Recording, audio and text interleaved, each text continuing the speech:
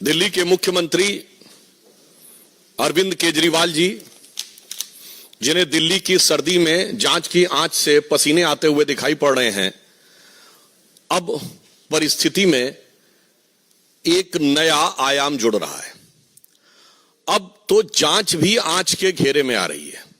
अर्थात ये जो तथाकथित मोहल्ला क्लिनिक थी, इसके अंदर इन्होंने जांच की व्यवस्था की थी, यानी पैथोलॉजिकल टेस्टिंग की। अब जो विजिलेंस की रिपोर्ट्स आई हैं और जो विभागीय फाइंडिंग्स हैं, उसके आधार के ऊपर वो जांचें भी अब पूरी तरीके से आंच के घेरे में आ गई हैं। इस प्रकार के फैक्ट्स सामने आए हैं कि जो उनकी तथाकथित मोहल्ला क्लिनिक थी, सर्वप्रथम तो हम कहना चाहेंगे कि स्वतंत्रता के अमृत काल में आने के बाद भी देश की राष्ट्रीय राजधानी में सुपर स्पेशलिटी का कोई इंस्टीट्यूट या ऐसी कोई व्यवस्था या ऐसी कोई लैब बनाने के बजाय मोहल्ला क्लिनिक तक ही सोच सीमित थी, जो 75 वर्ष पूर्व भी थी। परंतु उसमें भी क्या हुआ, मीडिया में भी ऐसी रिपोर्ट्स हैं, कई स्वयंसेवी संगठनों ने भी इस विषय के ऊपर ध्यान आकर्षित किया था और जांच में भी आया कि एक दिन में 500 पेशेंट देखे गए हैं। अधिकतम संख्या 533 है, जबकि जो औपचारिक समय है मोहल्ला क्लिनिक का वो सुबह 9 बजे से 1 बजे तक है। अब आप इमेजिन करिए कि 9 बजे से 1 बजे तक 4 घंटे में कितने मिनट हुए, 240। और अगर 240 मिनट में किसी ने 533 पेशेंट देख लिए, इसका मतलब आधे मिनट में एक पेशेंट देख लिया, जिसमें एक पेशेंट का आना जाना, डॉक्टर का उसकी बात सुनना, असेसमेंट करना, जांच का पर्चा लिखना।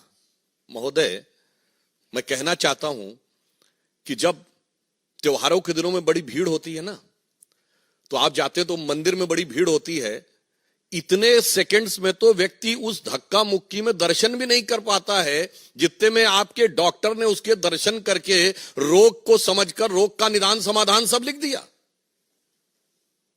यह है ईमानदारी का नया किरदार। और टेक्निकली मैं पूछना चाहता हूं, यह वो सरकार है ना जिसने कहा था कि हम सीसीटीवी का पूरा जाल बिछा देंगे दिल्ली में? तो मोहल्ला क्लिनिक्स में सीसीटीवी है कि नहीं? और अगर हैं तो उन मोहल्ला क्लिनिक में उस डेट की सीसीटीवी फुटेज दिखाइए कि 533 लोग कहां लाइन लगाए हुए थे। क्योंकि मोहल्ला क्लिनिक तो छोटी छोटी स्पेसेस में है ना, तो 533 लोग अगर आए तो सीसीटीवी फुटेज में होना चाहिए ना। बस यही सब चीजें हैं जिसकी वजह से जांच की आंच से घबरा रहे हैं। और इसमें जो प्रोसीडिंग्स में बात आई है, मैं कोट करना चाहता हूं कि necessary discipline proceedings may be initiated against the project director OLS outsource lab services। महत्वपूर्ण बात यह है कि यह सरकारी एजेंसी नहीं कर रही है, ये सब आउटसोर्स है, यानी प्राइवेट एजेंसीज को जांच दे रखी है। And others of the OLS branch for non-compliance of the directions of the Honorable LG which could have led to the loss of exchequer। यानी अब यह संदेह है कि वहां वो मरीज ही नहीं थे जिनके नाम के ऊपर बिलिंग रेस करके टेस्टिंग करा दी गई। A detailed vigilance inquiry may be conducted to bring out the quantum of loss of the exchequer to the collusion of the director and support staff with the private agencies।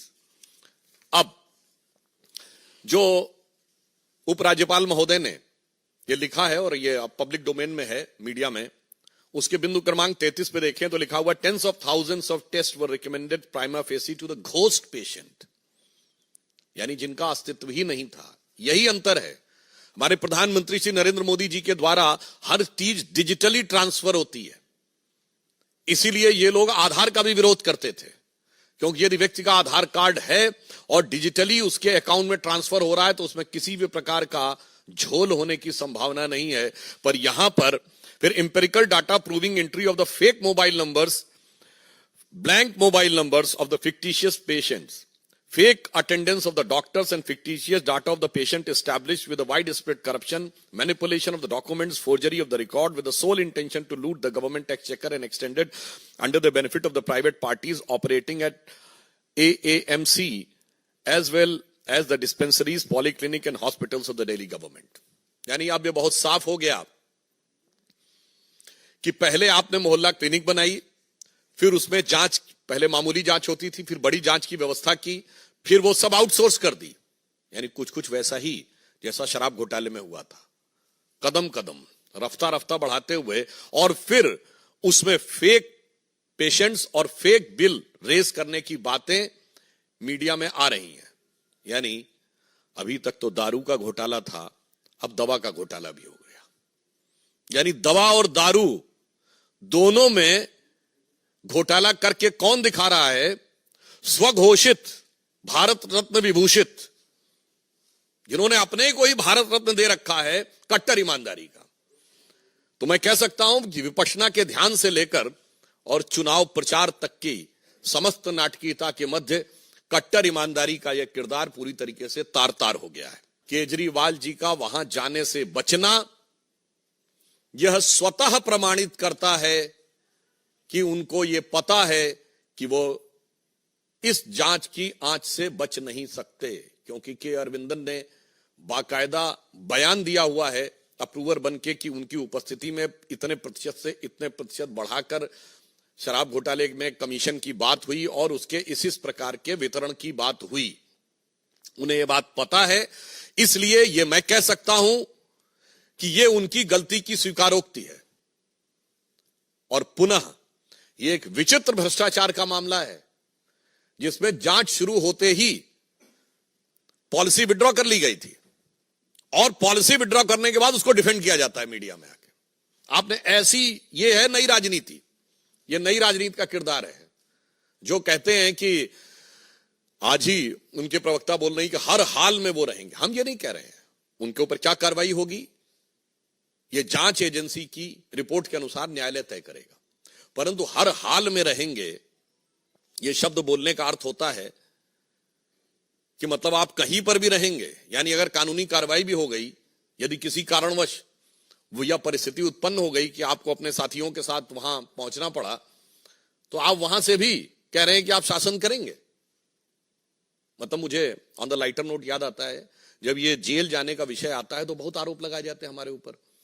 और श्री लालू प्रसाद यादव जी तो 1997 में jail चले गए थे, तब तो भाजपा की सरकार कभी नहीं आई थी, और मोदी जी उस समय तक तो भाजपा के शायद राष्ट्रीय महासचिव ही थे, और अमित शाह जी का तो शायद बहुतों ने नाम भी नहीं सुना होगा उस जमाने में। वो आरोप लगाते हैं 2014 के बाद। पर मुझे याद आता है उस समय पत्रकारों ने पूछा था, आप लोग जाके चेक करिएगा लालू जी से, कि आप अब कैसे शासन चलाएंगे? तो कहते जलवेश चलाएंगे। तो उन्होंने पूछा मतलब क्या जेल से? उन्होंने कहा नहीं, मतलब उनके साथियों ने कहा मतलब वो कह रहे हैं जलवे से ही, जैसे चल रहा था वैसे ही चलता रहेगा। मगर आज तो लग रहा है जो आम आदमी पार्टी के नए किरदार में तो ये वाकई कह रहे हैं हम जलवेश चलाएंगे। इसलिए मैं सिर्फ ये कहना चाहता हूं कि अरविंद केजरीवाल जी को इस जांच, दवा की जांच, मोहल्ला क्लिनिक के घोटाले के ऊपर जवाब देना चाहिए। और मैं समझ सकता हूं कि आप एजेंसी के पास जाने से इसलिए डर रहे हैं कि तेरी उल्फत में हूं बैठा इतने राज छुपाए कि अगर नजर मिले तो कदम डगमगाए। तो उन्हें पता है कि जैसे ही सवालों से नजर मिलेगी तो कदम डगमगा जाएंगे। परंतु एक बात बहुत स्पष्ट हो गई है कि भारत की व्यवस्था, न्याय व्यवस्था और मतलब नैतिक, राजनैतिक और संवैधानिक तीनों पक्षों के ऊपर नई राजनीति का किरदार तार तार हो गया है। धन्यवाद।